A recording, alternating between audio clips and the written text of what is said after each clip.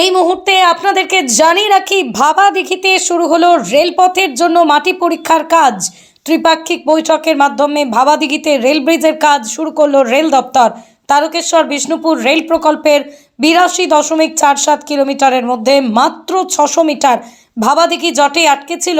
ভাবাদিঘির 600 metre বাদ দিয়ে গোঘাট ও কামারপুকুর পর্যন্ত রেল লাইন পাতার কাজ সম্পূর্ণ হয়ে গিয়েছে। তারকেশ্বর থেকে গোঘাট পর্যন্ত ট্রেন চলছে। অন্যদিকে বিষ্ণুপুর থেকে জয়রামবাটি পর্যন্ত ইতিমধ্যেই রেলে সিআরএস হয়ে গিয়েছে। কামারপুকুর ও জয়রামবাটির মধ্যে রেল লাইনের কাজ জোর কদমে চলছে। তৈরি হয়ে গিয়েছে কামারপুকুর রেল স্টেশন। মার্চ মাসেই হাইকোর্টের হয়ে বারবার রাজ্য প্রশাসনিক দপ্তর, রেল দপ্তর, ভাবাদিঘির আন্দোলনকারীদের মধ্যে ত্রিপাক্ষিক বৈঠক হয়। ত্রিপাক্ষিক বৈঠকের মাধ্যমে সমাধান সূত্র মেলে। রেল দপ্তর রাজি হয় ভাবাদিঘির উপর ব্রিজ করে রেল লাইন নিয়ে যাওয়ার জন্য। তাই শুক্রবার সকাল থেকেই ভাবাদিঘিতে রেল ব্রিজের জন্য মাটি পরীক্ষার কাজ শুরু হয়েছে। তারকেশ্বর বিষ্ণুপুর রেল প্রকল্প চালু হলে বাঁকুড়া পুরুলিয়ার সঙ্গে হাওড়ার দূরত্ব আরও কাছাকাছি হবে। এ বিষয়ে আরও কি জানা যাচ্ছে বিস্তারিত দেখুন 24 আওয়ার্স আরামবাগের রিপোর্ট। ভাবাদিঘি এসছে রেলের কাজ করার জন্য। দীর্ঘ 14 বছরের প্রতীক্ষার পর ভাবাদিঘি একটা রেল লাইনের কাজ বন্ধ হয়ে পড়েছিল, সেটা একটা জট খোলার চেষ্টা হচ্ছে বা চলছে। বিভিন্ন রাজ্য স্তরে, জেলা স্তরে, ব্লক স্তরে একটা আলোচনার মাধ্যমে একটা ভালো পথ খুঁজে পাওয়া যাচ্ছে যাতে এটা করা যায়। কলকাতা মহামান্য হাইকোর্ট যে নির্দেশ দিয়েছেন তাতে করে বলা আছে যে জলাশয় ভর করা যাবে না। জলাশয় যদি ভর করা না যায় তাতে বিকল্প হিসেবে বীজ করা যায়, সেটাও প্রশাসন ভাবছে, আমরাও ভাবছি বা সবাই ভাবছি। সেই জন্যে আজকে বীজ করা যাবে কি না রেল দপ্তরের তরফ থেকে মাটি পরীক্ষা করার জন্য ওনারা এসেছেন। কাজ শুরু হয়েছে। আশা করি আগামী দিনে এটা জটটা কেটে যাবে, কামারপুকুর জয়রামবাটি পূর্ণস্থানে ট্রেন পৌঁছাবে, এই আশাটা আমাদের আছে। কি চাইছেন এখন আপনারা? আমরা চাইছি আমাদের কাজ যেটা বলেছি, দিঘিটা খনন করতে হবে, আর করতে হবে।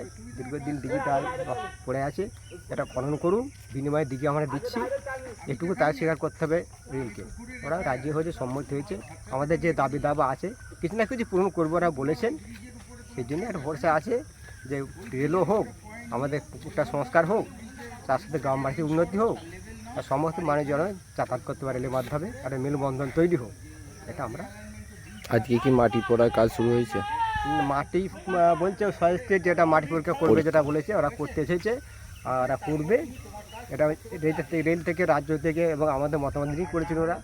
রেল এবং রাজ্য আমাদের সাথে একটা সহমত এসেছি, সেই জায়গায় দাঁড়িয়ে এখন ওরা মাটি পরীক্ষা করতে আসছে। আগামী দিনে আশা করি জট কেটে যাবে।